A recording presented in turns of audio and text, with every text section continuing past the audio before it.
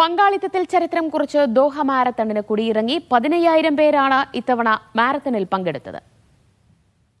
Doha മാരത്തണിന്റെ 14ാമത് പതിപ്പിൽ Olympics താരങ്ങൾ ഉൾപ്പെടെ 140-ലേറെ രാജ്യങ്ങളിൽ നിന്നുള്ള 15,000 പേരാണ് ഓടാനിറങ്ങിയത്. കെനിയയുടെ ഇസ്ര കിപ്കെറ്റർ തനുയി 2 മണിക്കൂർ 7 മിനിറ്റ് 28 സെക്കൻഡിൽ 1ാം സ്ഥാനത്ത് ഫിനിഷ് ചെയ്തു. പുരുഷ വിഭാഗം ഫുൾ മാരത്തൺ ആദ്യ 100-ൽ 3 ഇന്ത്യക്കാരും ഇടം പിടിച്ചു. മലയാളിയായ അബ്ദുൽ നാസർ പെരിങ്ങോടനാണ് ഇന്ത്യക്കാരിൽ ഒന്നാമൻ.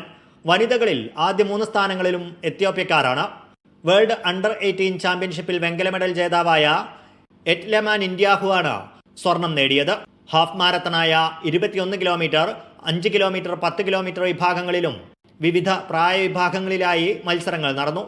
ഷെറാട്ടൺ ഹോട്ടൽ പാർക്കിൽ നിന്നും തുടങ്ങി ഹോട്ടൽ പാർക്കിൽ തന്നെ ഫിനിഷ് ചെയ്യുന്ന രീതിയിലായിരുന്നു മത്സരത്തിന്റെ ക്രമീകരണം. Media 1 Doha.